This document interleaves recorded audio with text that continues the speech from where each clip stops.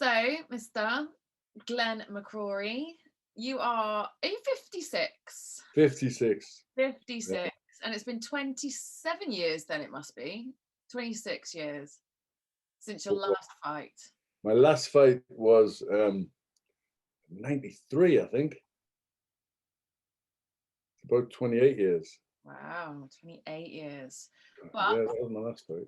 you're about to get back in the ring. I'm hoping so. It's we've got a fight organized with Roy Jones Jr., who's the 5-weight world champion, who I commentated on his fights through my career, and is one of the greatest of all time. So that's it's kind of hit the buffers a little bit, which is why I'm the last week or so has been really frustrating, because Simon Whittle from Tough Boxing, who was putting the fight on, is either in an induced coma with COVID. No. Oh, please God, I think they brought him out last night. So it's kind of so I don't know what's happening. So hopefully we'll find out in the next few days. I know, Roy's up for the fight. There's lots, the venue was all penciled in and everything was going, but then we've kind of just been, it's very typical of boxing. You just get thrown a curveball and please God, he's okay. And we can get it sorted as soon as possible. God, I really hope you do. Why, all being well, and it all goes ahead, why did you accept the challenge? Do you know, I was really struggling, and I've struggled over many years, with my childhood, with my brother, my adopted brother, who was severely disabled and then subsequently died. So I've struggled for many years with mental health. But like a big Geordie boxer, you just kind of try and cope the way you can, and get by the way you can, which has been a real struggle. But then the lockdown came, and at first I thought I was very strong and everything be okay. But then it just got nothing. There was just nothing. No work, no family, no nothing. And it got really dire, to the point of giving up, just giving up on myself. And then at first it seemed a joke when Roy Jones called me out, and then it really perked me up. It really sort of got me focused and give me something to live for, because I had given up and didn't really want to go on. It got that bad. I was in a really, really dark place. So that's brightened it up. If I'm absolutely honest, the last couple of weeks have been really tough, because the promoter is ill. So you've kind of just took a couple of steps backwards. So it's just trying to stay focused and hoping we get some good news. When you say that you struggle, how does that manifest in you? I think getting sort of, you just become, you get really low, really down, finishing, getting out of this life constantly on your mind, and you keep trying to get rid of that. You keep trying to throw that, that's something, my little brother fought for life and didn't, I barely had one. And all of your little children are going through your head and all this sort of stuff. So it's a constant sort of fight with any sort of purpose. And as I said, over the years, I've had a very good life and a very blessed life, and I've done some amazing things, and sat doing what I love, commentating on, being ringside and around the greatest fights of all time. And all of a sudden, when that was kind of taken away, it's your life's been taken away. Mm-hmm. You know, you're who you are, what you are. You know, your reason. There's no reason to get up in the morning. Mm-hmm. You know, there's no reason. And you know, I'm from an Irish family, and you know, all my family were big drinkers, and so you know, the first thing you do is drink. Um, you know, because that takes away that takes away the pain, that takes away what you're going through for a while, and then it all comes back the next day twice as bad, Yeah. and you're on this cycle. So the fight really helped me because it got me focused, and I got out of boxing because I was really badly, my you know abused was I think it was, you know, it was terrible, my career, because you know they just I'm from a very nice family, parents, lovely parents, and very trusting, and you know, you kind of trust everybody, and everybody I trusted let me down, everybody I trusted stole off me. um you know, and I was on the dole when I won the world title, live on, you know, on ITV, on a massive Saturday fight night. um you know, and I barely come off the dole when I won. And then, you know, fighters complain about, you know, having bad things done to them, and it obviously has happened many times. But mine was just criminal. You know, it was absolutely criminal. My defense of the title, my promoter and manager brought the fight forward, knowing I couldn't make the weight, let me almost kill myself to make the weight. Then when I lost the title, which I knew I would, in a horrible dehydrated state, they then he then left with my money, and I never saw him again Wow. out of America. So that was, you know, that was really bad. Um, you know, so I got out of boxing. I retired at 25. I was world champion at 24, and I retired at 25 because, you know, I, I had nothing. I hadn't been making no money. I had nothing, and it was really bad treatment. And then, you know, it was great. I fell into a great job with Sky Sports, and had great, you know, and that was always something that really kept me going. You know, it was a reason to live. It was great. But I kind of put the me boxing to one side. So then when this came up to go back in the ring, it almost seemed like payback in a way, Yeah. that finally I'd get what I deserved. Yeah.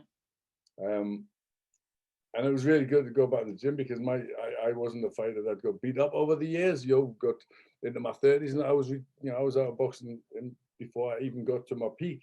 Mm. So when you got back in the gym, it was kind of, you felt 27 again. Yeah. Felt 27 again. You know, so it's been great. It's been great, and my son's been training me, and it's really lifted me a bit. But I'm very aware that the darkness is not far away. Mm. It kind of follows me, like, you know, like a like a curse. And I've had mental health, you know, help this year, um, and had help with alcohol, which, you know, they I'm very strong-willed, and if I want to, if there's a reason, I can just stop doing whatever. I can go on diets, I can stop drinking, I can do whatever if I want to do it. Mm. Or, you know, when you get depressed, you kind of, Yeah. then you don't care, Yeah. you know, and it's almost, I would use alcohol like a way of hurting myself.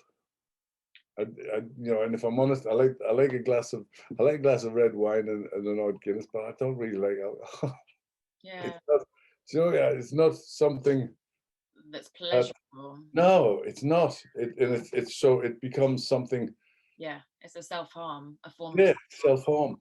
Mm. It's self harm, and it's you know, and when you train and when your mind's in the right, it's beautiful. It's great. You know, you think you realize you've got so much to live for. You've got so much going on, and you know, you're very blessed.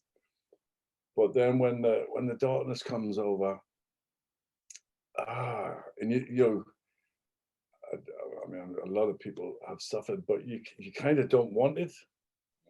But you really don't want it to happen, but it just comes over you. And Yeah, it's like scary. trying to keep hold of it when you can see it coming, like trying to keep hold of that before it hits Mm. is that fine line, isn't there? Because once it hits, then like you say, you sort of lose the ability to help yourself, and you lose like the rational brain goes out the window, doesn't it? So it's not, once people are in a state of depression, it's really hard. It's very easy for someone on the outside to be like, right, pull yourself together, go and do some exercise, eat healthier, stop drinking, blah blah blah blah. But that's a rational person's thought process.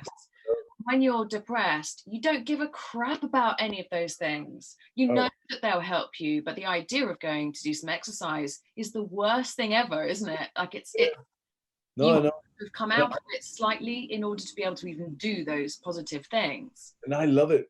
I love it when I do Yes, it. you know that. Yeah, I love it. But you're absolutely right. Somehow you can't do that. It almost like gets a hold of you. And then being the sort of person I am, I'm a very I'm all or nothing. yeah, I'm in. If I'm out, like, just don't bother me. And everything I do, a year and a half ago, I climbed the 8th highest mountain in the world, which was completely nuts. But it's kind of, yeah, that for me was I did it because I could get killed. yeah. That's why I did it. Mm-hmm. And that, there's no rationale there because it's completely bonkers. But I just said yes, and I've done that, and God bless me and kept me safe. But I've done so much. I'd go on holiday to the favelas in Brazil and Mexico and all, in dangerous situations, and that was my idea of a holiday. Yeah. Taking myself to Colombia and stuff like that. It would. I can completely relate to that, because that's the Because adrenaline that's fueling you. there's a part of you that kind of wants it over, Mm-hmm. and you're almost daring yourself. You're almost, and it's scary. Do you think that it's partly when you're in those sorts of conditions, there's something rewarding in, I did that. I climbed the mountain. I could have died, but I did it. I survived. I went to the darkest places like Brazil, but I survived. I came out and I thrived. There's something that creates a real energy in yourself rather than just existing, which I think that the pandemic and lockdown has forced everybody to exist on the same plane. And if you're designed to ride the wave like that, then you're missing those highs, then kind of all you're left with is lows, because people like you and I would relate to that, cannot function on that single plane.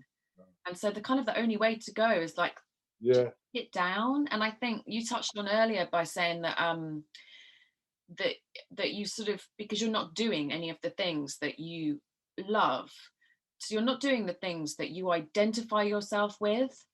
So you're not currently, you sort of, like I last year was like, I'm not a presenter right now because I'm not presenting, which is, so then what am I? If I'm not a presenter, what am I? And that you can start to get a little bit confused, can't you? Because everyone's just waking up and kind of doing nothing. And we're not people who do nothing. Existing is no fun. Not acceptable. No. It's not, existing is not life. Yeah. And that's really what. And I didn't think it would affect me, the way it did. I didn't think it would get me so low. And even the sun's shining today. I'm forcing myself to go and do something. I'm forcing myself. I don't want to. Yeah. I don't. It's an effort. Yeah. Just do something nice. Yeah. Because it's just, I'm still by myself. I'm still on my own. I'm still on my own. I'm still, it's been really, really hard, and I'm glad, you know, and I pray that we're coming out of it Yeah. soon. But then you wonder, like, what we're coming out to. I mean, you know, I'm trying to give myself, you know, you know, I'm going down for a movie trial for a movie tomorrow. So you're trying to think, whoa, that's good, you know, that's good. What's next week in the diary? Nothing, absolutely nothing. And you know, and you're thinking, like, you could. It seems like there's light at the end of the tunnel, but you're hanging on by a thread. Yeah. An absolute thread. Is there so, you know, the likes of Tyson Fury have really opened up about his depression, and I think Ricky Hatton has as well. There's some really strong role models in the world of boxing who have a similar voice to what you're describing, and certainly the highs and lows. Is it something to do with, like, it seems to be very prevalent in boxing? Yeah. Or is it just that people are very open about feeling? Well, I think Depressed? it's also who the fighters are. You know, we're rough and ready street kids. You know what I mean? We you know, what would we, had we not had that boxing life? What would we, you know, what would I be doing? Yeah. You know, I don't know, probably in jail or something. Yeah. But it's just, you know, because, you know, I was a wild kid. You know, and boxing saved me. Yeah. But when boxing has gone, you know, you're kind of back to being the same person. You just have no focus. You have no to keep you sort of on track. And Yeah. you know, I think trying to give yourself a purpose is the right way, but it's very difficult. So I think boxing, you know, there are also so many characters in boxing because, you know, we are just, you know, rough and tough kids. You know, and that's really what, you know, it doesn't matter what you do in life, you know, and what you achieve, you're still the same. Yeah. Still the same in the middle. I'm from a place called Stanley, you know, and it's a rough, tough area. You know, I'm a Stanley lad. You know, I'll always be a Stanley lad. I know that there was, like, the week before your Lennox Lewis fight, sorry, it was almost called off, wasn't it? And there was a plea to ban boxing because of the death that it followed. And obviously, I think our most recent death was Patrick Day, would I be right, in 19? And there's sort of a similar plea for ban. But I remember reading, it must have been a couple of years ago, an article that was saying that the same as what you're saying, you know, like the people who would argue saying that they want it to be banned, and the people who are saying that it's gladiatorial, it's outdated, and all those sorts of things. But the argument for keeping it going is exactly what you're saying, that it takes people off the streets who potentially would end up in jail or would be fighting or would, you know, can't. People need to challenge that energy into something, and boxing is a really positive way of channeling that energy, isn't it? There is, you know, there has been some tragedies. You know, they're fairly rare in boxing compared to other sports, unbelievably.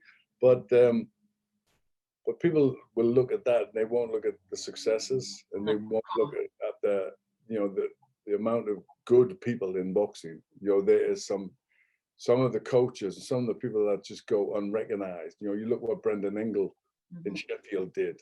You know, you look at all of the kids that he took off the street and, you know, made them stars, and how many more he made good people. Yeah. You know, how many more he changed their lives. And, you know, there's one of them in every gym. You know, there's a Brendan in every gym, you know, looking to try and to look after the kids. And one of the biggest, you know, my career is over, really. You know, you know, I've had my career and had my life, but I look now and I feel bad at what's going on, and it's upset me. But I just look at it and I wonder what it's like for the kids, you know, for the young kids in the gym, because I don't know what this would have done to me if I was 15. Yeah. If I was 15 and couldn't do what I would be in trouble. You know, I 100%. I'd be in trouble. I'd be, and there's so many kids. There's so many kids that will be like that. Yeah. And the gyms, the best thing that could happen is getting the gyms open again, getting the kids back in. And boxing, is, I mean, I love the sport. The business I hate. I absolutely detest the business of boxing because it is, the minute somebody starts talking about money to me and cuts and that just I don't want to hear it. And my case was worse than most. You mentioned the Lennox Lewis fight. When I lost my world title, which was kind of taken off me and along with my money, I then got a tax bill. I finished boxing. I then got the tax bill for it was 80 grand. I got a tax bill for, which I had never earned 80 grand my whole career. I'm only just getting off the dole a year or two before. And I got a tax bill. So to make matters worse, I then had to find a way, and I didn't want to fight Lennox Lewis. I didn't want to come out of retirement to fight him. But to make matters worse, not only did they take my title away, I then had to go and just get beaten up, make myself look stupid in front of millions. Yeah. And that was, and I've been getting some hypnotherapy recently, and one of the things, and the guy said, we need to do a treatment. We need to treat you for your Lennox, for your trauma. And I'm like, eh? And he says the trauma from Lennox. And I'd never thought about it before. And we did an exercise where he sort of, I'm inside myself, just thinking of what he's telling me and that sort of. And he got me to rewind from when I left the hotel to when I got home, and he got me to sort of speed up this process of going to Albert Hall, going to the dressing room, having the fight, coming out, and I kept having to speed it up until I took it away, till it disappeared. And then he said, right, and this was all done in like a little home theater, in my head. Yeah. And then he said, right, go in there. Who's sitting there? And it was me sitting there. He said, it's you sitting there, a 26-year-old Glenn McCrory. And he said, right. And he said, go and give him a cuddle. And go and tell him it's okay. And you got me getting emotional now because that's how much it hurt me after all these years. That to say, go on, Glenn, it's okay, son. That's what you had to do. You took one. You did all right. You did all right. And it was it felt really, really good because nobody did. Nobody said to me, what you had to put yourself through. Just because you've been ripped off. And you're completely on your own, aren't you? I guess in boxing, it's a solo sport, isn't it? There's loads more riding on the outcome. It's not just about losing, it's about being knocked out. So like you mentioned, you almost sort of mentally, there's a lot at stake as well as physically at stake, isn't there? And the pride element, I guess. Also, in a football team, you have however many other people, a rugby team, however many other people in the team, that's your support network that's kind of there, and you're all going through the same event at the same time. Whereas in boxing, it sounds like you're surrounded, presumably other than your trainer, by people who potentially can manipulate you in a negative way. You are. When you're up there, you're up there with hundreds. You're up there with, when you fall alone. Yeah. Really fall alone. And I'm sure you could tell that stuff like the Lennox Lewis fight still has a massive scar in me. Losing my world title that I should never have lost. That really hurt. So to come and have an exhibition with Roy Jones was kind of a bit of therapy as well. It was a little bit of closure on you know, people say, you know, you were world champion, Glenn.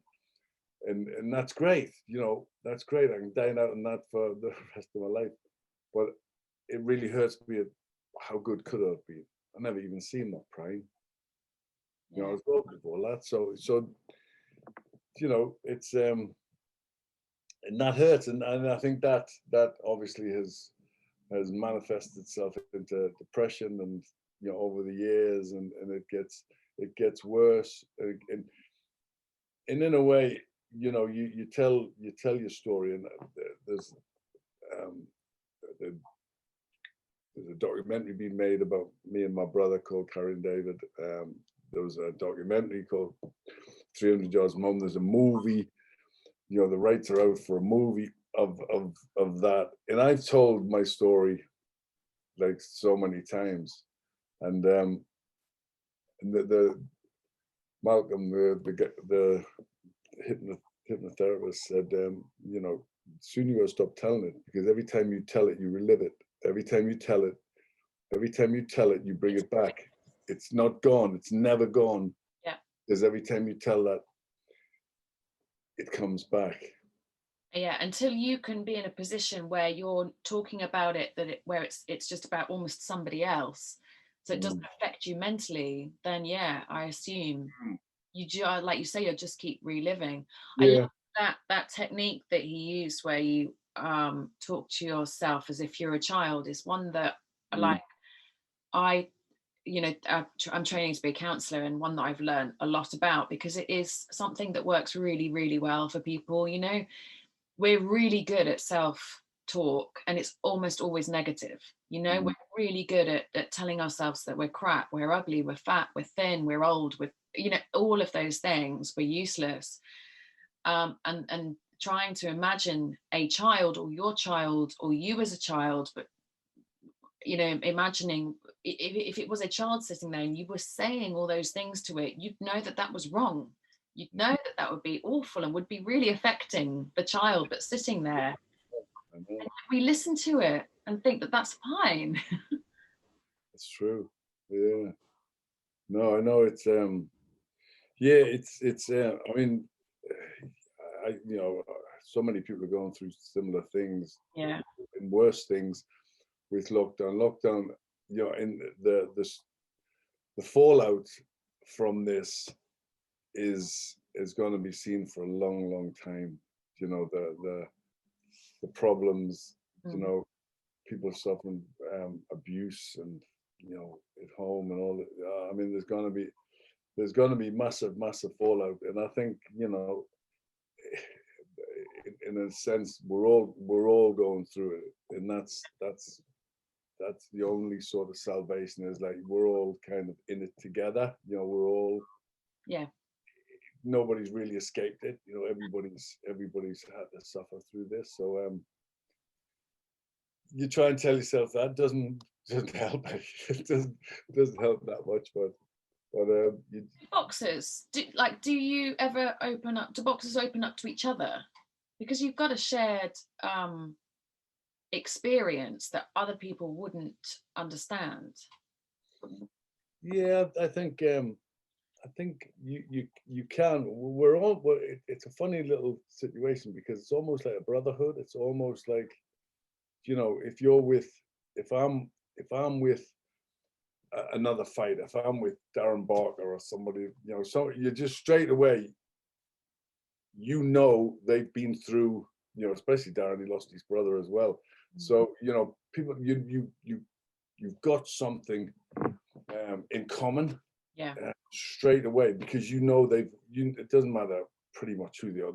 They've all gone through hardship. They've all had the bad days. They've all had the defeats and the getting knocked out, or whatever it is. You know, they kind of, you know, and they've all come up rough. You know, they've all come up rough and tough. You don't find yourself in boxing gyms, you know, if you've got a heap load of degrees or anything. You know, you don't. You know, that's not where you're going. You're going because your mates are dragging you in as a kid. So no, you do have that, a bit of a brotherhood. Yeah. You know, your fight that won you your world title, Um, At what point during that, because you pretty much nailed him, but what point during that fight did you know that you were going to win? Probably towards the end. It was a fight I wasn't supposed to win. It was a fight that was I was a massive underdog, and they kind of they were looking. Pat Lumumba was Don King's fighter, and he was going to, but he was a very unpopular. What he did, that he was a Kenyan booked out of Sweden and didn't have a big fan base, but he was very, very good. A bit too good for his own good, if you know what I mean. Like it's kind of wants. So it was, and I didn't realize this. I thought I'd earned my shot. I was British. I should have really, but I should have get. But then I realized that I was fighting him, and he was coming. Well, the reason he came here, it all sort of dawned on me, was because it's the only place they could make any money, so they were happy enough to come and fight my title. So it was tough all the way through, and it was kind of, when you've got these fights behind closed doors, I would never have won that fight if it'd been behind closed doors for a million years, because I had the whole of Stanley, the whole of the Northeast were crammed into It was rammed. I watched it like on YouTube. Amazing, yeah. I think I don't think they would have gotten away with. I don't know what figures were in there, but I don't know if they were getting away with it apart from the council put the fight on. It was an unprecedented thing. The local council, district council, because we'd had. This was the worst unemployment black spot in the whole of the UK, because we lost everything. We lost the mines, the steel companies, we lost everything under Thatcher, and they wanted to sort of put something back to pick people's spirits. So the council bid for the fight. It was a Labour council used taxpayers' money to put a professional fight on, but it did just that. It was the biggest thing that's ever happened. In history here. Do you does one approach a world championship fight differently to a normal fight? Yes. I mean, I'm not your average sort of boxer, because I didn't have a proper trainer, and I didn't have a proper gym, and I didn't have, so mine, the only time I ever had a training camp was for that fight, where normally fighters, they get paid training expenses, and they go off, they go off in the training camp, and they prepare correctly. I never had that luxury. But once I had 5 weeks to get ready for Para Lumumba, and a local hotelier put us up in porta cabins. Nice. Put porta cabins on the field outside the hotel, and it was fabulous, because for the first time ever, I felt like a real fighter. I felt like, the stories of Ali up in Deer Lake and all that sort of stuff. I felt like a real fighter. So it was immense. But if I could have retired then, 24, if I could have retired after that fight, I would have retired, because all my life I'd been told you'll never win a world title. Nobody'd ever won a world title from this area. Oh. And all my life it was like, you can't do. It's a very working class, area. It was a very rough and ready area, and people didn't do that. People didn't do that sort of stuff. That was beyond them. And so when I won it, that was all I'd ever dreamt of. I'd never ever thought of a fight after winning the world title. I never thought about a return or a defense or anything like that. I'd never contemplated that, because for me, winning the world, it was all just about winning the world title. So when I won it, it was the greatest night of my life. I'd achieved the impossible. My brother was there, and it was just a fairy tale. The whole crowd, it could not have been any more perfect to be in your own village, 300 yards. I walked up the street with my bag from home to win the world title. But then the next morning, it was, well, I think that's when the sort of depression would have set in, because it was the biggest hole in your life. Is it? I knew my brother was going to die. It was now like, done it. There's not. It was just Yeah. a massive gap in my life. Wow. Which is, I think, that must be really common, that feeling when because you've achieved what you've set out to achieve. Where do you go from there? Definitely. But if your achievement is so, when Hillary went up Everest, I mean, what that must have been like to stand on the top of the world for the very first time ever. Yeah. And I wonder what, I can only sort of put it to that. Obviously it wasn't an achievement like that, but for me it was. And how he coped after that, how the team coped after such a huge thing, because nothing is ever the same.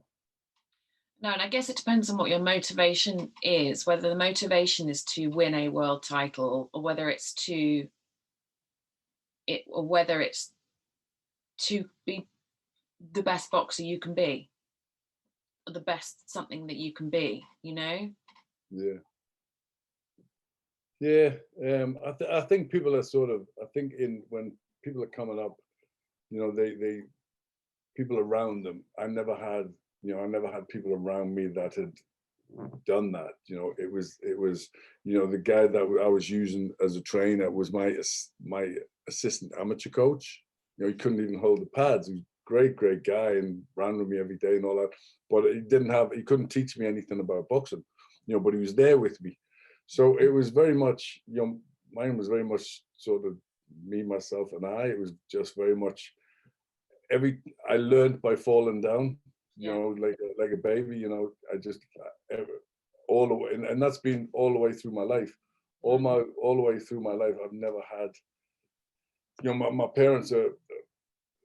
Well, Dad's gone now, but God bless him. But my parents were just very simple, lovely people who just trusted everybody and just had their Catholic religion, and everything was doing the right thing and all the rest of it. And but they didn't know. My dad, I went to London. I took my dad to London, and with the promoter, who eventually took loads of the manager robbed me blind. And he went down with him, and he took us for a meal. And my dad didn't know. I'm like, go on, Dad. And he didn't know what to do. He'd never been in a restaurant. Never, I don't know what. I just, how to eat food, Dad. Just eat the food. get your knife, get your fork, and just eat it. He's like, oh, I don't have fancy things like this. Yeah. And that's, so you never had, you never had the people around the support network to tell you, right, we've got this next, and you need to look for that, and don't do this. I never had that.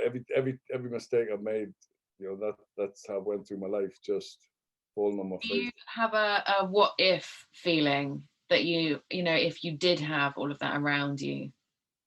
Oh, yeah, 100%, 100%. And I think my faith, obviously I've got a big faith, and that sort of gets me through. I think, this is God's test, and it'll all be all right in the end.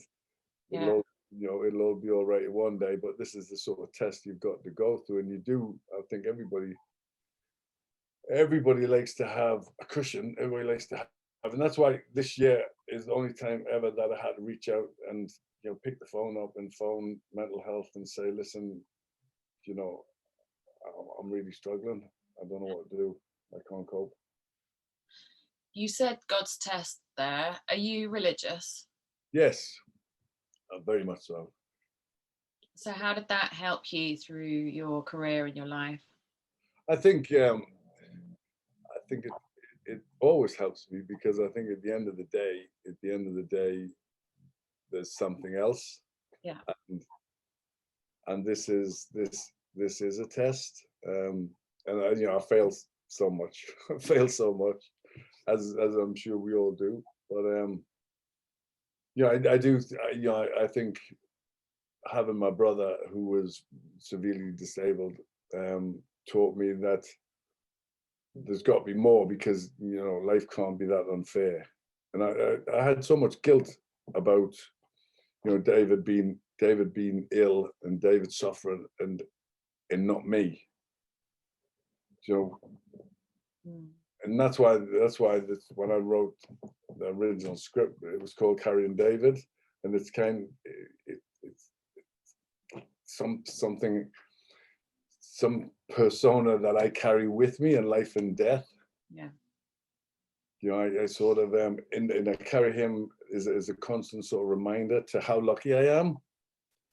Really, you know, and you know, and you've got to keep.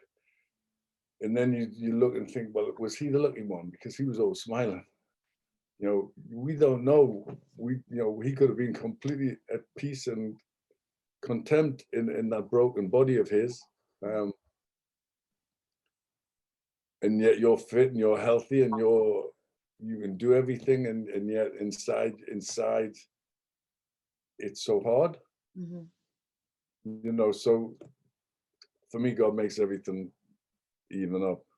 Do you feel like things are mapped out for you already? It's not your decision. I do a bit, yeah, because, you know, and also stuff, you know, you kind of, you're given a lot of stuff and a lot of stuff's taken away.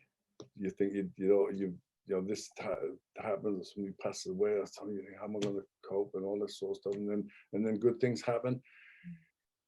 And you've just got to, you know, for me, it's just trying to keep, well, sort of one foot in front of the other.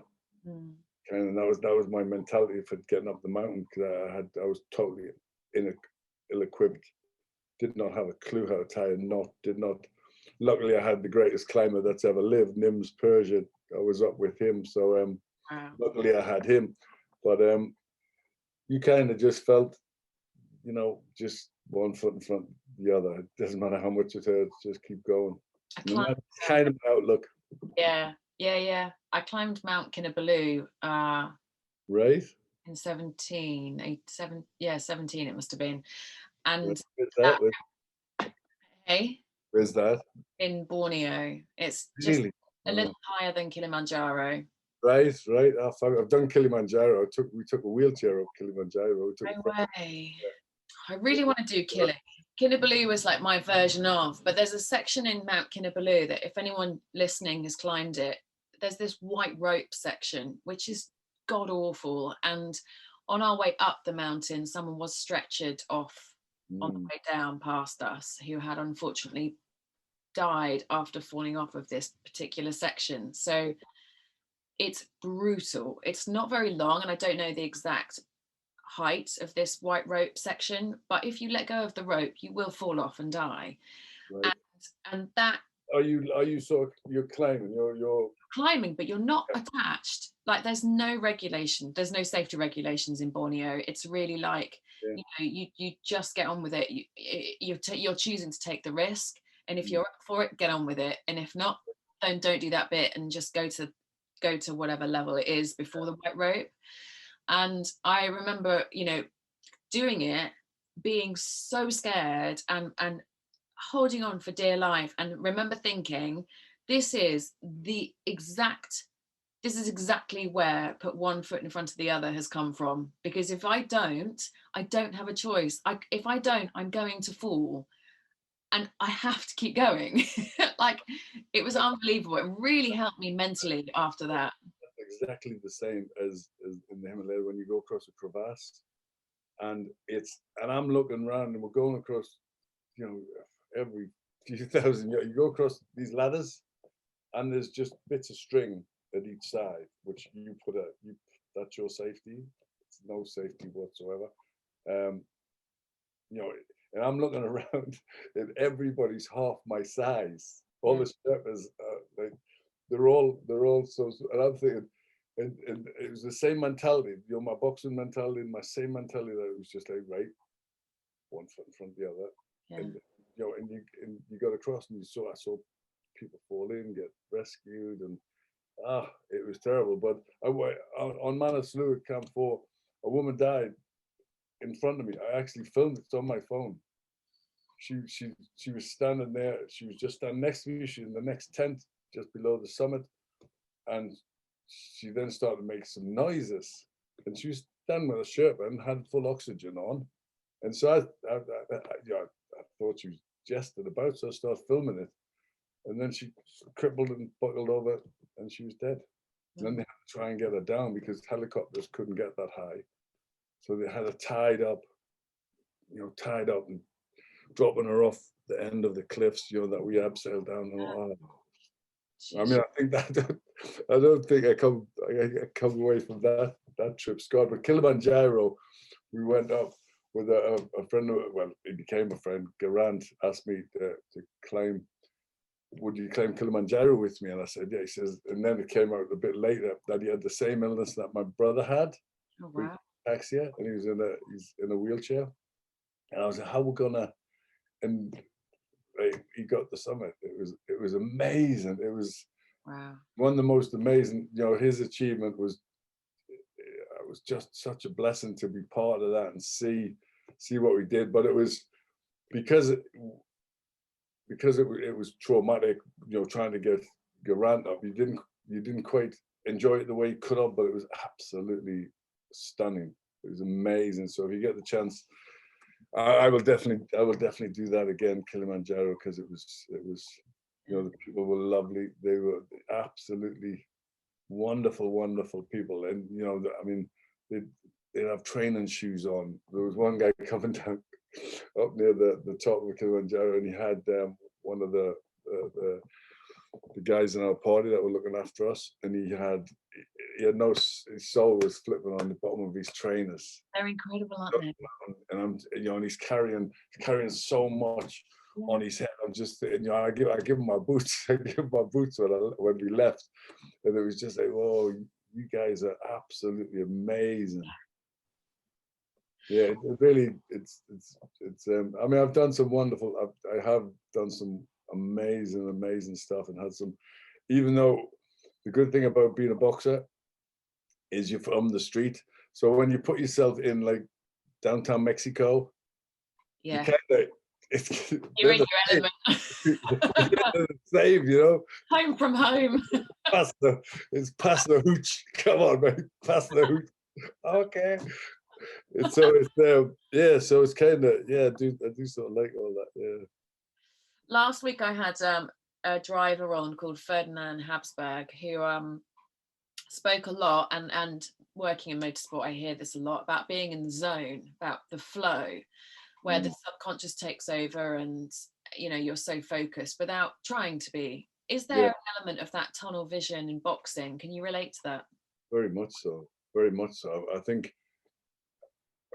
I mean, very much like Formula One, because if you make a mistake, you're done. In boxing, the rest of the match, presumably. Yeah, in boxing, if your concentration, if you're not loose and relaxed, and your concentration is bang on, you make a mistake and you get knocked out. So it's very much a sport of trying to keep aggressive, focused, and relaxed all at the same time. And it seems bonkers, but when you get in the zone, when that happens, it's magical. You're just like a force of nature. You just feel like so like you can beat the world. It's in being in the fighting business, it really does feel like you can take on the world. Is there an art to that? Like, how do you learn how to get into that place, or can you learn?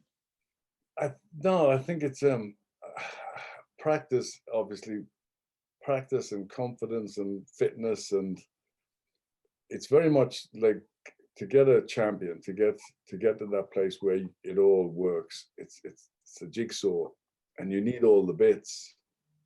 And then you can't be, your fear factor. I sparred 96 rounds with Mike Tyson at his heyday, and when he was tearing up the division, and it was every day you got in, you're thinking, what am I? Again, this is me putting myself in the most ridiculous situation, a cruiserweight, putting myself in. I'm Mike Tyson. 96 times, you know. But you've just got to be so switched on. And I'd see spawn partners would come and they'd be 6'5", 6'5", heavyweight, you know, out of wherever. And as soon as they were watching them, they would just, yeah, you could just see like, what's going on here? Like, they're getting killed, and you'd say, warm up, loosen up, just get your mind off that. And it really is a sort of, yeah, it's a focus. And that, as I say, that's what got me over the crevasse. It was just like, okay, Glenn, if you're gonna die, you're gonna die, mate. Just one foot in front of the other. You can walk across the ladder. You can walk across the ladder. So just one foot in front of the other. Just relax. Just remember one thing. Just to breathe, and just keep going. And I think if you have that very simple solution, will get you through so much in life. If you just one foot in front of the other, breathe, and just relax. Just relax. And that's my sort of, that's my way. That's my little plan through life. Do you psych the opponent out? Is there a way of mentally controlling a fight? Oh, very much so. Very much so. I mean, you know, at the end of the day, whenever, you know, you see guys in the street or whatever squaring up to each other, you know, it's like two cocks in a cockfight. You know, you're trying to intimidate. You know, you're trying to stick your chest out and intimidate somebody as much as you can, because a fight can be won and lost in the dressing room. It can be won and lost at the weigh-in, the press conference. You know, because once you think I've conquered you, you know, I've got your number, then you know you're in control, and you know you'll win. And that can that often can happen, you know, before the fights ever started. Yeah, confidence must be a massive thing. I mean, I always remember watching a Murray, come on, brain, tennis player, Murray. Andy Murray. Andy Murray. I was going to call him Murray Walker then. Andy Murray. That's too much racing driving. Yeah. And I remember watching a match, and he would get so angry, and the decline during his game, from when he came in very confident and the wheels started falling off, and you could see it happening, and you could see his game getting worse and worse and worse throughout it. And I remember thinking, that's such a sort of a cliched thing, but that's his confidence that's just waned a little bit, and it was enough for his component to go off we go. We're in. I've got this now. Well, in boxing, that's, you know, it's the fight game. You know, you're fighting, and as soon as you've mastered their mind, you know, their body just falls. They're not the same. We're going across the crevasse. It's funny, seeing an experienced climber, and you can recognize he's lost. I could tell if they were going to fall in, if they were going to, you know, if they were going to fall off. You could tell just by their body language, the way they'd just stutter before they got there, and then the way they'd stop, and then they'd look around, and you know, you just knew the focus had gone, and I think that's in everything in life. Yeah. The minute you doubt yourself. Yeah. The minute you doubt your ability, you've lost. Yeah. You're done. And I think, you know, through so many walks of life, that is a key element to everything in life is, you know, believe in yourself. If you don't believe in yourself, you know, nobody will. And people can sense that. You know, if I'm in a good place, and I'm fit and I'm right, you know, people, you know, work just comes. You know, people are just like, oh, we'll do this, we'll do that, and we'll do that.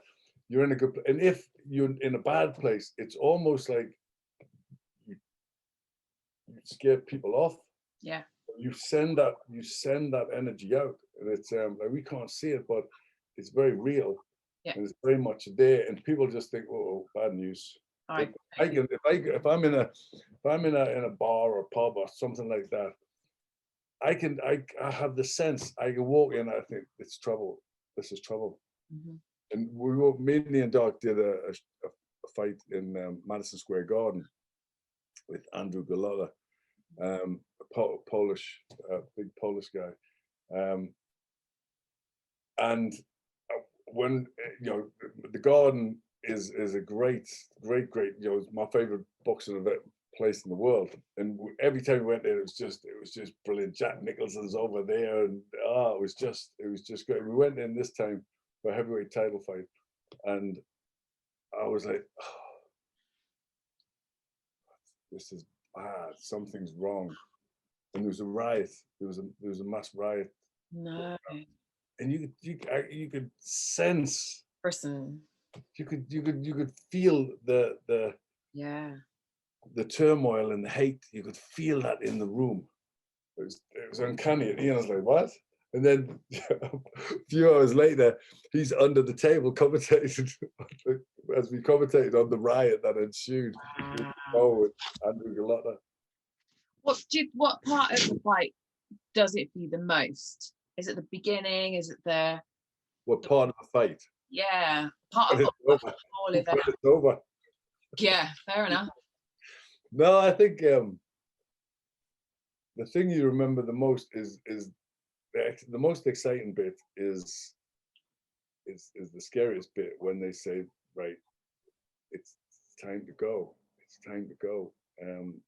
As in from your dressing room. Yeah. Yeah. Yeah. And you know, I act as well, I used to do a lot more acting, but a few years ago I played the lead in The Birds in the West End. No way! Did you really? Yeah. Wow. Again, completely putting myself up for a fall. Yeah. But it was very successful. I did 5 weeks in me and two ladies in a 3-person play. I was the lead in The Birds. Yeah, it was scariest. Again, super scary. I don't know what I do this to myself for. Pardon? That's a tough script as well, isn't it? Oh, The Birds. Yeah, I was an American, you know, torn between these two ladies, you know, who you know, I was with my partner, and we went and we hid in a house from the Birds, and another lady come into obviously the tensions that come from that situation, when if you go outside, you're going to get. But it was brilliant. I loved it. I absolutely loved it. But you know, I didn't know. We walked on stage in the dark, and then I collapsed, and then as the lights come up, I'm on the floor, and I awaken from this stupor, and I did not know that I would remember anything. Yeah. Normally I can't remember the shopping list. I did not know until that moment that I would remember any of it. And it's amazing that, you know, and I'm honestly, I forget friends' names. Yeah. You go on stage and do, you know, 2 hours, you know, in every scene. It was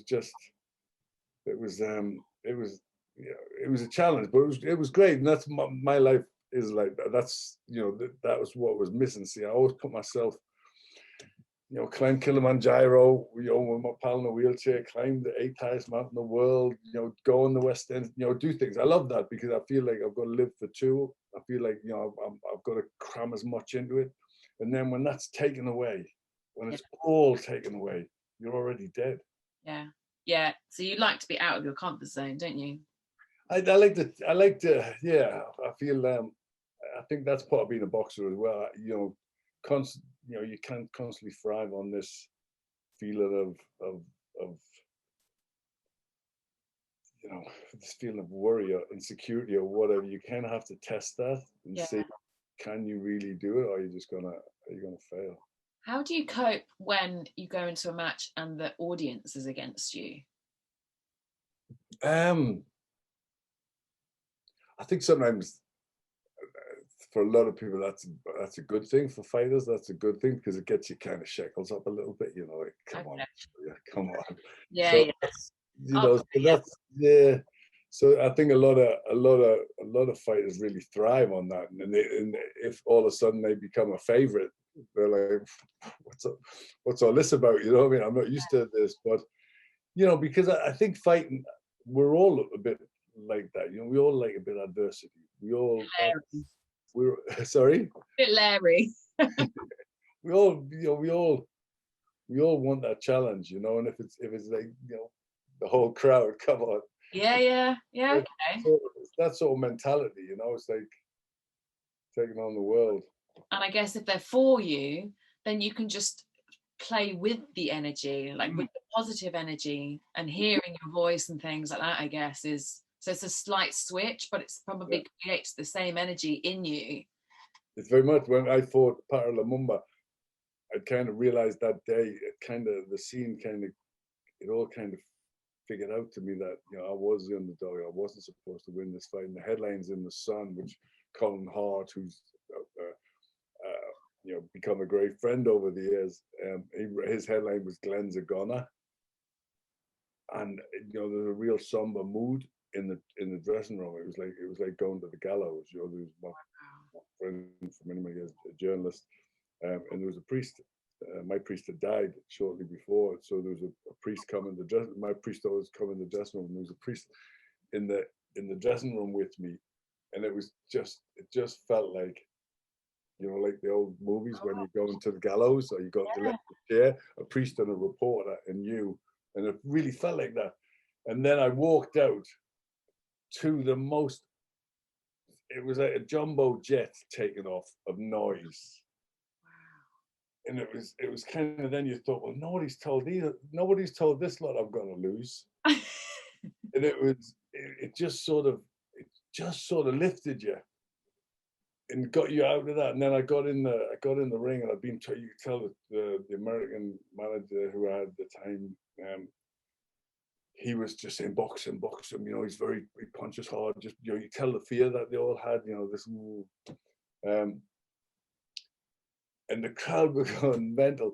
And then, so the plan was box him, you know, just be very careful, box, you know, use jab, box and move. And then he came out, and this gives you an example of our mentality.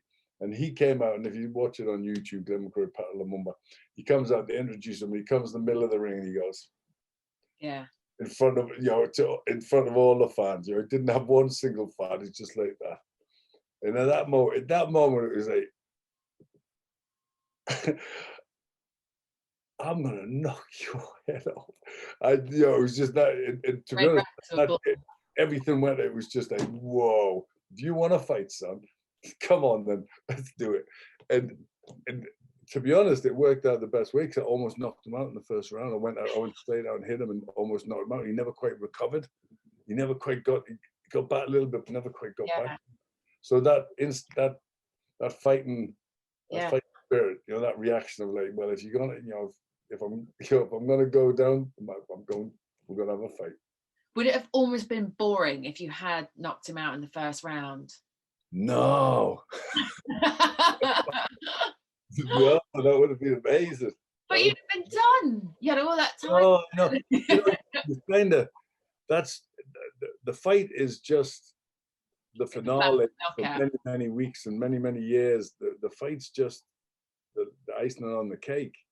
You know, all the hard work and everything you've done is all beforehand, and then that's just, you know. So if you can blast them out in one round, that's, you know, that's brilliant. And if it's 12 hard fought rounds, then that's just the same. But yeah, no, it's an amazing sport. I'm really fascinated. We haven't really discussed your trainer, but I think boxing is probably the only sport where every 3 minutes or so you get to talk to your trainer, or you get to hear from your trainer. What sort of things do they tell you during it, and what do you need to hear? My trainer that I trained with on a daily basis, I can't remember one solid thing that he said, because, you know, as I said, he was like just an assistant sort of coach, so there was never any, you know, no, not being disrespectful or anything, but I never had that Angelo Dundee. I never had, you know, the Emmanuel Stewart's, the, you know, the top trainers. I never had that. You know, mine really was me, myself, and you know, and it was kind of for the big fight. I had an American who was the manager. He came in, and he just liked the sound of his own voice. So that wasn't. It wasn't great. No, I never. There was one time there's only one time that ever meant anything in my career that somebody said in the corner, and that was the cut man.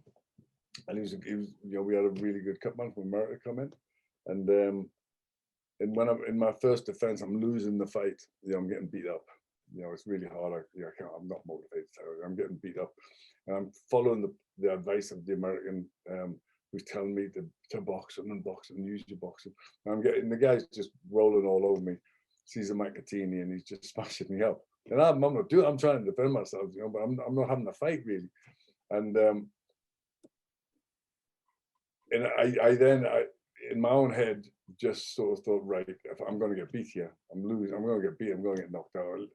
I haven't done anything. You know, I'm trying to follow these orders. So I'm just going to have a fight. You know, I just thought, like, if I'm getting knocked out, I'm going down fighting. So I went out. So I just went out and thought, right, come on, let's have a go. And then threw a load of punches, and I really hurt him. I changed the fight around, and then the next round I was on top all the time. The next round I was on top all the time, but he was probably ahead because he'd won the first fight. And the cut man just grabbed me by the hair and turned to that and said, "Knock this sucker out." And it was kind of like a wake up to say, that, you know, you just go and just walk over and knock him out. Yeah. You know, because you've got him. He's out on it. Just that was the only thing I really remembered that got my attention. It was the only time he never ever said anything. He was a cut man, but he just grabbed me by the hair, just said, "Knock this." That's amazing. I love that. And it was, and I went out and I knocked him out in the 11th round, won the fight. But that's the only time I really had, because you know I was pretty much self-taught. So would you give yourself self-talk during a match then, in those moments, and what would that have sounded like? What did that sound?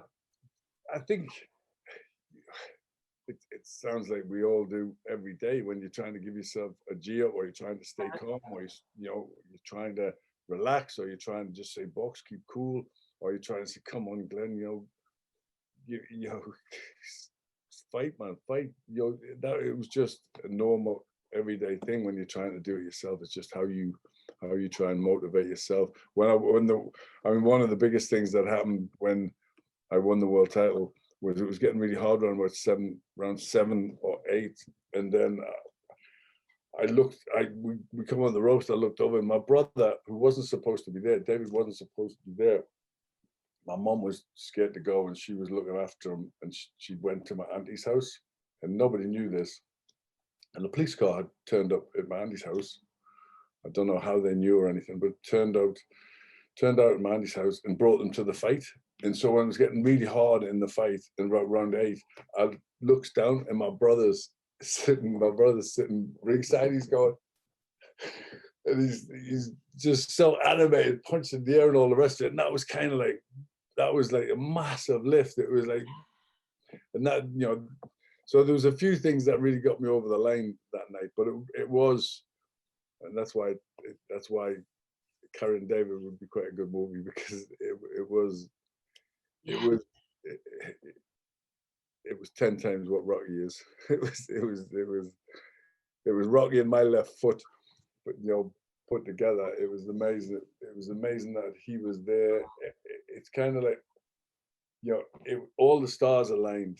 You know, God just did what he does and put everything together for one night. I love that. You touched on earlier about that you didn't get the opportunity to do sort of training camps and stuff in the way that you would have liked to have done beforehand. But when boxers, maybe who do have the luck of, you know, the options, if you like, do some boxers, would they choose to go to a small sort of a more intimate place to sort of almost go away from distraction and go to an old school 100%. Yeah, boxing gym. most fighters. I mean, David Haye was an exception when he went to Miami, and you kind of knew he's not going to win that fight. Oh, so was Joshua. You know, when Anthony Joshua, went to Miami, I just thought, and I said, this doesn't bode well. He's fighting an easy opponent. He took his eye off the ball. Yeah. Is that because that's a distraction? It's not a focus thing, isn't it? I mean, you know, it's you know, and yes, there's gyms there and that sort of stuff, but just a very, you know, all around you is just it's not a Spartan world. Yeah. And when you're going to a fight, you know, you need to get angry. You need to be sick. You need to be fed up at the whole monotony and the boredom, and then you start to get, you know, you start to get angry, and you start to, you know, take it out on your sparring partners, and you know, the whole thing becomes hard work, and that's how it should be. That's what getting ready for a fight should be.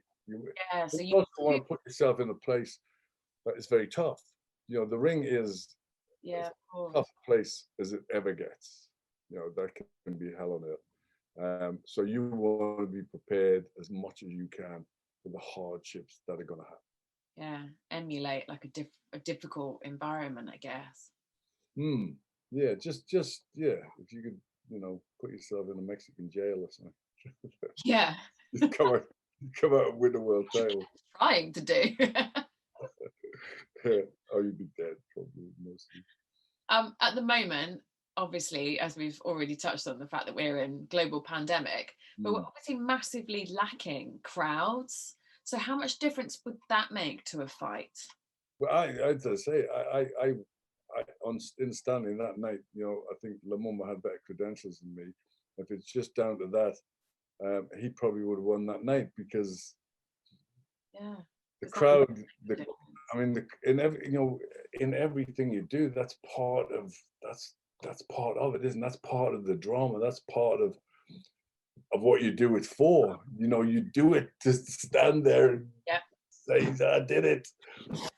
You know, without a crowd, it's, you know, it's nothing. And you know, everything, you know, a football match, a rugby match, you know, I mean, there's some great, in the Six Nations, there's some great games, which you just imagine if they'd had a crowd there, how they would have elevated the whole thing. But also crowds in boxing, you know, can destroy someone. You know, a fighter, you know, the nerves are such an important thing. You see, Frank Bruno, when he went out with Mike Tyson, and you know, Mike was on the slide a bit, and you know, we all knew that, and it was an opportunity for Frank. But then he came out and he said, all the way to the ring, all the way down. You're like, well, once is enough. You know, I'm religious, but you know, once is enough.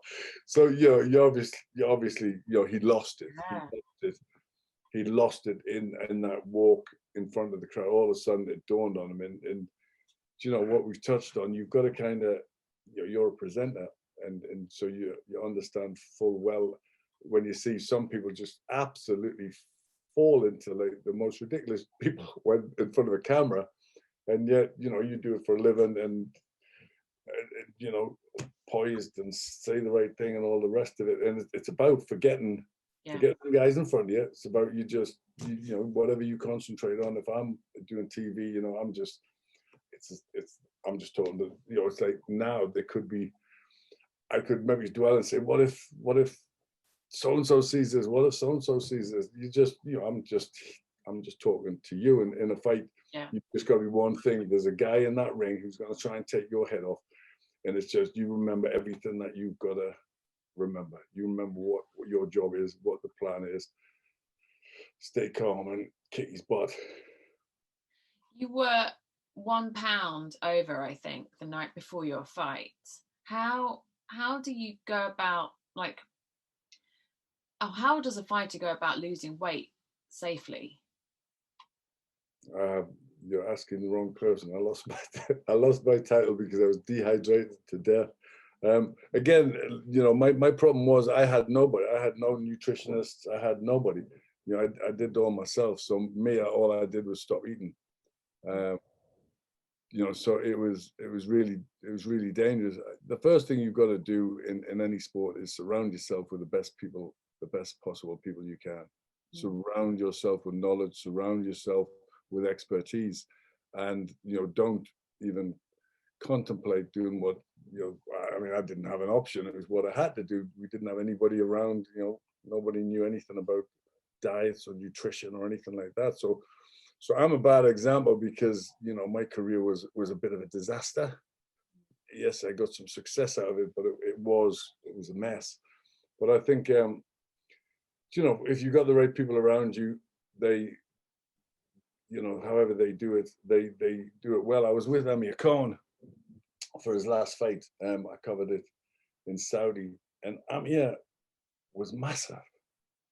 He was massive, and however they did it, you know, I'll be honest, I was fearful for him because of my experience.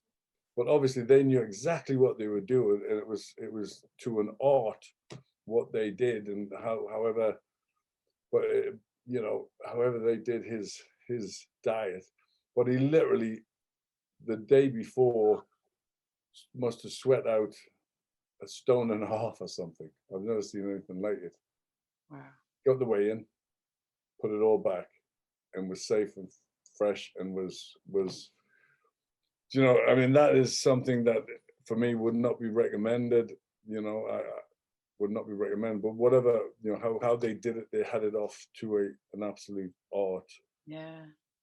Wow. And he was, when they got in the ring, it was like he was two or three. It was a man and boy. You know, he was just so much bigger. But that's, you know, that's again, that's, you know, you get the experts.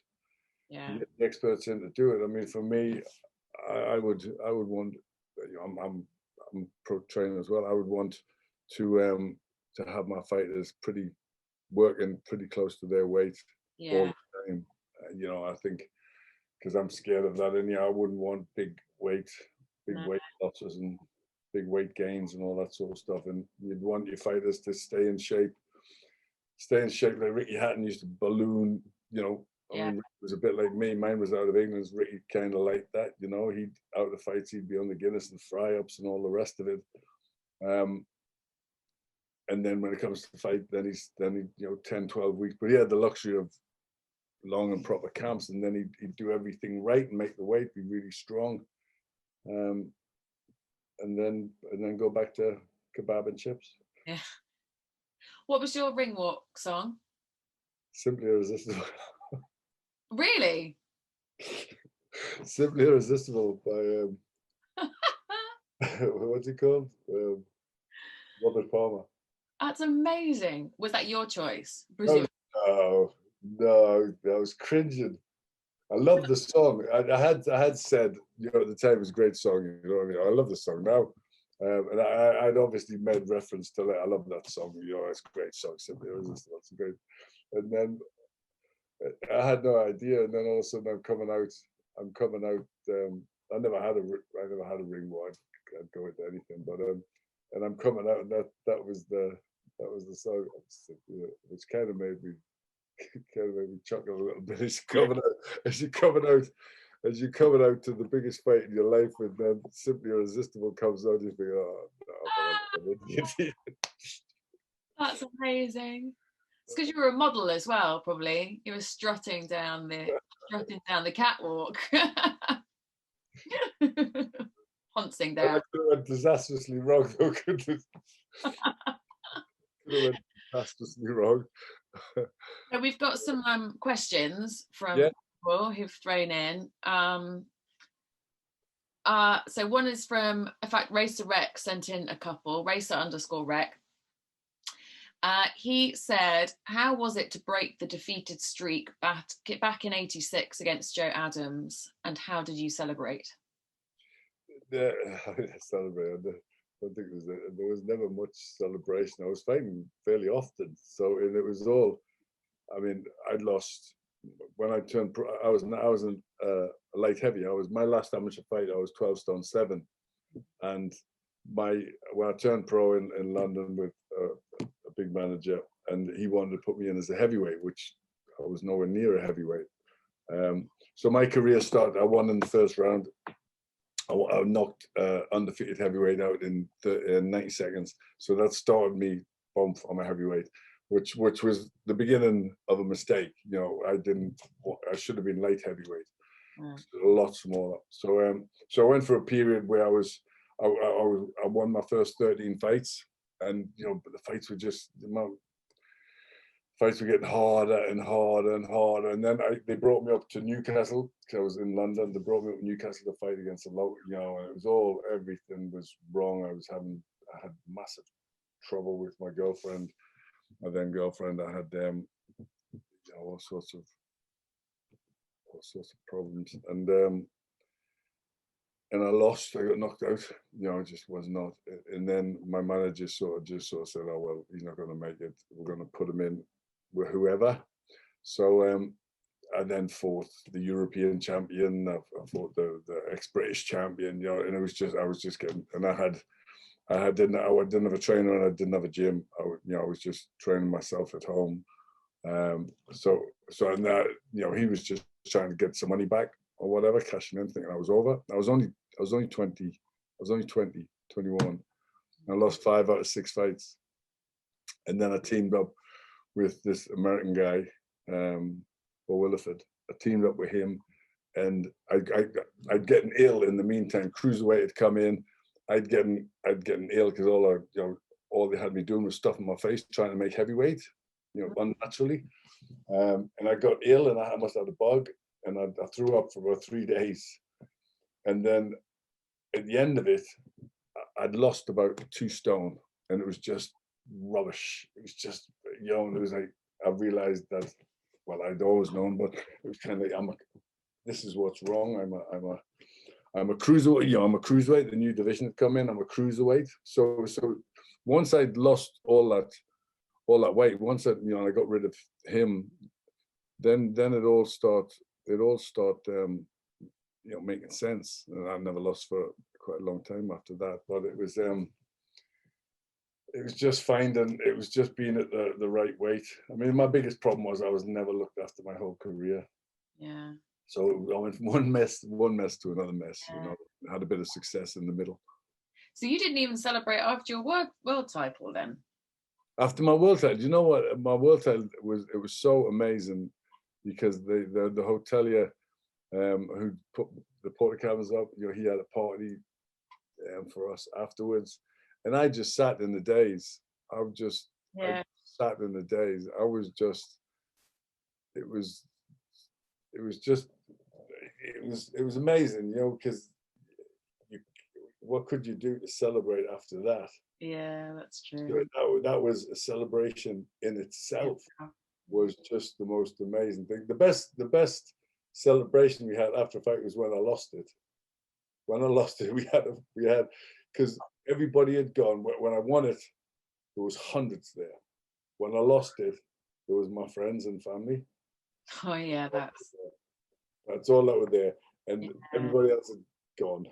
And afterwards, in the same hotel, we had a party, and my friend, who's a singer, sang songs, and we had a great night. And the reason it was great was because the pressure was all off. Yeah. All off. Like they'd been trying to kill me to make weight and all that sort of stuff, and all that pressure was off. And you know, the manager wasn't even there. The American manager wasn't even there. He'd gone. I've never seen him again. He took off with my money, and the whole thing was so it was a bit of a disaster. But the people who mattered were there. People that mattered were there. We had a great time. We had a great time. You know, it was all the pressure. And I retired. I was 25, and as I say, I had to come back to pay bills. The pub asks, what was the best fight you've ever commentated on? Barrera Morales won. Marco Antonio Barrera Morales won. It was in Las Vegas. The T-shirt is hanging framed in my toilet wall, on my toilet wall next door. So it's when you sort of, and I've got the T-shirt moment. Greatest fight I've ever commentated on. Me and Ian Doc were over in Vegas at the Mandalay Bay doing that fight, and it seemed rather strange that Sky were doing, in the early days of Sky, this is back in 2000, that were doing two Mexicans that nobody really back in England had heard of. They would do, it was a great idea to do the fight, but we were kind of like, and it was a Mexican holiday. It was the Mexican holiday, so the whole crowd were Hispanic. Everybody was the whole. There was no British, we were the only Brits there. There's nobody else there. It was just, so it seemed rather quite odd. Yeah. It was an amazing fight from, they just absolutely, fought from pillar to post, and it was fabulous, great skills, absolutely fabulous skills, fabulous ferocity, and it was one of those where it's hard to commentate because you're just enjoying it so much. Yeah. Too busy watching. You're in kind of awe of it. It was it was amazing. But I mean, so many, I've been blessed that there's been so many great fights that I've been ringside for when I was there. De La Hoya's career was amazing, and I mean, all Tyson, the good, the bad, and the ugly of the Tyson career, and Lennox, and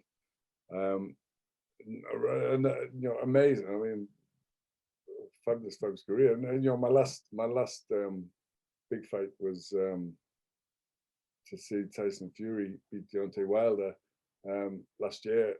Is it last year now? Whatever year it was. Last year. The beginning of last year. That was, so to see that one, was amazing, because that was quite the opposite. Everybody who was anybody was at that fight in Vegas last year, and it was just absolutely amazing. And I really can't wait for Joshua Fury and to be there for that one, because that's the next hopefully huge fight on the calendar. What do you think of, in fact, this is a question from Steve Clark, what do you think of fighters like Mike Tyson returning to the sport? As I've got to be careful what I say as I'm talking about doing it. But it's a wonderful move. No, I think I had the same trepidation. I had the same sort of thoughts as anybody would when Roy Jones and Mike Tyson were fighting. I was there, Mike Tyson in his prime. I saw Mike Tyson when he fell from grace, and at the end of his career, getting beat by fighters that wouldn't be sparring partners. So I wondered if it, but what I liked was at his age, he got himself into shape. He took it seriously, and he put up a really good fight. And that kind of gave me, the motivation when I was sort of called out to say, what, that'd be really good for me. It would be good for me to get my head in gear and to get myself sorted out, and to and it's kind of served. Please God it happens, but it has been really helpful. I've had the best few months. From the beginning of the year, the most productive I've had in years. So, so if that helped Mike, and he seems to be in a much better place these days. I think it's a good thing if that's, if that got him in shape for a while. I think that it's a good thing. There's another question from a person who, for some reason I think it's like Trosserics or something like that. They say, do you empathize with boxers while they're receiving punches, or are you anesthetized from the pain? Oh, do it me? Yeah. They've got to take it. Just got to take it, haven't they? Yeah. They've got to take it. If you're in the ring, that's what you're there. That's what you're there. That's part of the course, isn't it? Yeah.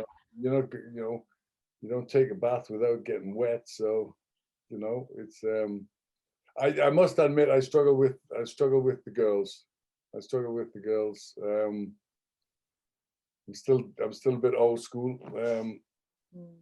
Though there was a great fight on at the weekend, though. But I mean, to see see the eye of the loser was awful. But you know, hey, listen, they trained and they're fit and they're ready and they know exactly what they're doing. So each to their own. Tony Fincham says, do you think that the new generation in boxing want the title too quickly? It seems like some are looking for money rather than glory. Yeah, I think that's true in a large respect, and often fighters, when they do get there, they're not ready. You know, and I think when you get there, you want to be ready. You want to have learned your craft. You want to be there to be able to stay there. So I think, you know, there's no point in rushing somebody. Sometimes they're good enough. You know, sometimes like Lomachenko, he's fighting for world titles in his second fight. You know, but he had 367 amateur fights and lost one, and avenged that. You know, the guy was a genius, double Olympic champion, all that sort of stuff. So it's really, you know, it's about the individual. Yeah. But I think I'd rather see fighters prepared. Marvin Hagler was 29 and had 40 fights or something, you know. But when he got there, he was there and he was untouchable. So some quick fire questions. What's your favorite strike to use in any fight? My favorite strike, my favorite punch. Yeah. For me, it would be my left hook. Or left hook. My left jab or left hook. My right hand's useless. Totally, might as well just have one on, but left hand or my left jab or my left hook would be my punch. But I love to see a fighter with a good jab. A good jab is just it's just an art. It's like a painter just painting a masterpiece when somebody sticks a beautiful jab out there. A Larry Holmes type jab is a thing of beauty. We know that what your ring walk song was for your world title, but what would be your guilty pleasure? Sorry. Song? What would be your guilty pleasure ring walk song? Guilty pleasure ring walk song. You know what? I keep thinking of if I have you maybe need to put that to your followers, that what should I come out to if I fight Roy Jones? Oh yeah, okay. The suggestions, because during my career, I never had that. You know, I never had like the big yeah thing. I was privileged to come out. I trained for the Lennox Lewis fight with the Army at Catterick. Just because I didn't have the money. They kindly put me up and went to training camp with them. I've always had a good affiliation with the armed forces, and they were great. The band brought me into the ring, which is amazing. Yeah, it was amazing. The Army Medical Corps took me out. God. That's a joke.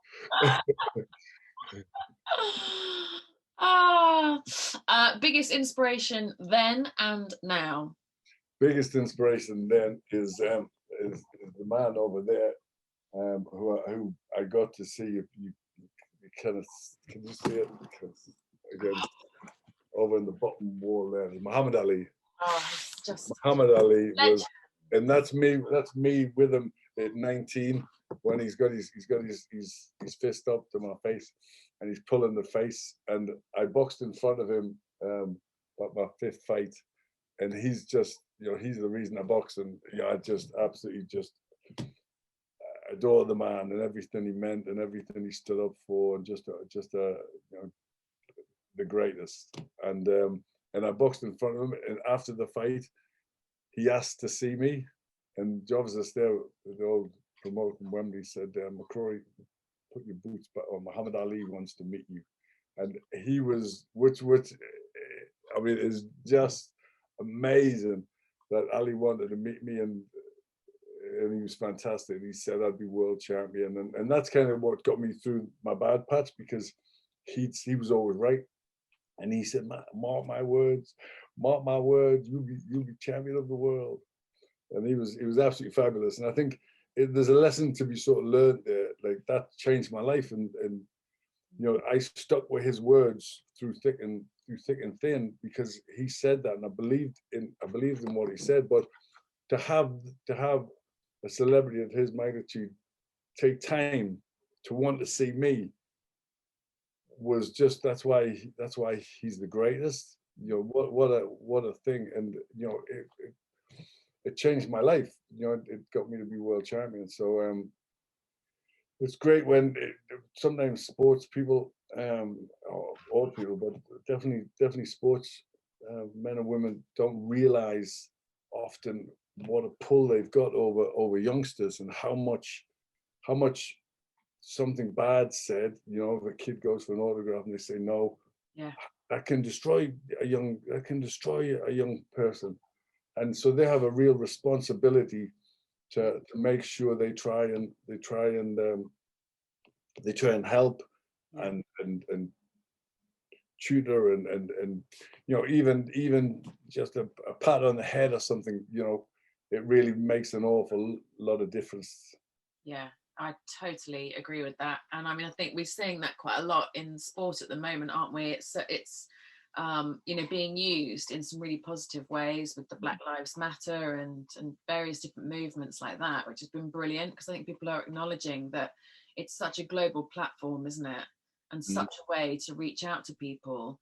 And so on a global level and on an individual level, it impacts people in such a big way. Very much so. Very much so. And you know, during these times, it's well needed. It has been good to see.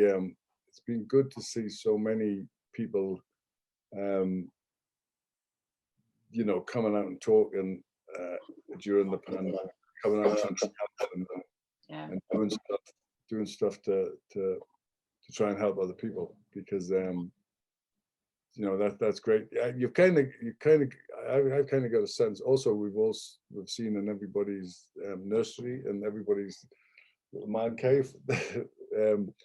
We've seen the real side of people, which I quite like. You know, I like to sort of see people at home, and you've got a sense of, you know, you have getting a sense of we're all Together. We're all the same, you know. It's kind of brought everybody down to earth a bit, hasn't it? Yeah, I definitely have. It's awfully, but it has brought everybody down to earth. Yeah. And finally, my fiance would not let me finish this without saying, please, will you train him? He is obsessed with boxing. If he's ever up in the northeast of England, he can pop along anytime he wants, and I'll certainly put him through his paces. I told you that he used to look after Derek Chisora, didn't I? Oh, yeah. Yeah, very good. Obviously not as a boxing coach, but he's a sports physio. Yeah. Oh no, brilliant. I mean, I you know, that also, you know, fighters need all that sort of advice as well. You know, they need. I'm a boxing man. You know, if you come to me, you know, if a fighter comes to me out of shape, it's like, you know, go and get in shape and then come back. You know, I'm not so, you know, I mean, obviously I can get you fit, but as a boxing trainer, you know, I only want to deal with fit people. Yeah. That I want to deal with top class fighters. Yeah. And help them. But yeah, I mean, getting somebody in shape, you know, taking somebody from scratch and getting them into physical condition is you know, an art. He does the mental side as well with Carlos, which I think now more so than ever before, people sort of acknowledge the need for having a more of a mental coach as well, don't they? As a trainer and a physical. Very much so. I mean, you've got to. I mean, I'm all for, you've got to leave sort of no stone unturned when you're looking to be the very best. You've got to try and pull as many experts in, or the right people. It's getting that right combination, you know, because in boxing and training, you know, as the guy did with me, you know, one line can change a fight. One word can change a fight. Angelo Dundee, when Sugar Ray Leonard was getting beat off Tommy Hearns, you know, he just grabs him and looks at him and says, "You're blowing it, son." And you can tell, you know, he's telling him, like, he's telling them heartfelt, you're blowing it. And Len went out and threw about 60 punches and stopped Tommy Hearns just after that one line. And it's so important, you know, that's so important, as well as everything else, having, and that's about knowing who you're training, or knowing who's there, knowing what you got to know, what motivates them, what is going to fire them up to go out there and walk through flames. And Brendan Ingram was brilliant at that, because his fighters, he had a way of getting his fighters to do whatever it took. You know, they really believed in him, and that is paramount. Fighters have to trust you. I didn't trust any of my guys, any of them, and yet you've got to. I mean, I trusted Alan, who's the assistant coach, you know, with my life, but he, you know, because he's a lovely guy, you know, but he wasn't a professional coach, you know. But I knew he would if I was getting beat, he'd tell me. You know, if I was winning, he'd tell me. He wouldn't try and bullshit me. You know, he'd tell me the truth. But you just need, like all walks of life in business, if you start a business, get the best people. Yeah. Is there anything that we haven't touched? Is he away working? Yeah, he's in Imola. Where's that? Italy. They've got their Italian second round this weekend. So. Oh, right. Oh, very good. Very good. Very good. And when you back to work? My first round for touring car is in June at the Nürburgring. That'll be my first main gig, I think, and then I think maybe some bits and bobs before then if it turns up, but I'm not pushing too much at the moment. Yeah. I think we got a few shows starting the end of May with a new Dennis Hobson, who's got a new channel called Fight Zone. Okay. So I'm going to be commentating for them. Oh, nice. So that's going to be good. But I just want to get Roy Jones in the ring. So what date is Roy Jones meant to be? Only 26th of June, but that's looking more and more unlikely, because that's just 5 days. 5 days after lockdown, supposed to. Yeah, of course. And we have no idea of what sort of capacity would be allowed. So that's looking less and less likely. So. Well, I hope that it does go ahead, though, even if it's postponed. Yeah, I hope it does. I mean, only just you know, it's not a comeback by any means, you know, far too old and with that pottery, but just to have that one last sort of closure, you know, just to sort of close it on, you know, with a great name, and that'd be fun. And what was it your cut said? Just knock him out. So there we are. That's what I'm saying to you. Just knock him out. Sorry, Roy. Just knock this sucker out. Just knock him out. That's my advice to you. Very much, and do it in the first round. Oh, I've done that. Whoa. Anyway. That'd be good. Early days. Brilliant. Thanks so much. I hope the screen test tomorrow goes well. Thank you. It's playing a bare knuckle fighter, so. But I've got to read the script on the way down. I haven't read the script yet, so. Yeah. What's your plan for the rest of the day, Glenn? The rest of the day, well, I'm up early tomorrow morning, so it'll not be nothing. Well, lockdown, isn't it? What is the plan, Alex? I went for a nice walk today. The sun's shining, but I don't know. I really don't know.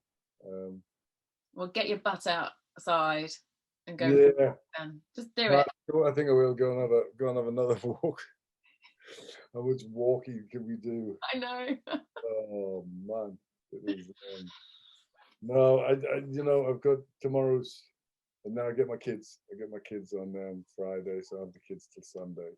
Nice. That's always fun and games. They're 6 and 8, and they're great. They're really good. Thank you so much for your time, and thank you for being so honest and open. It's been an incredible chat. Well, I can see why you're so good at what you do, because you're it's very engaging to talk to. So thank you so much, Alex, and God bless you. Thanks, Glenn. Take care. Bye-bye. Bye.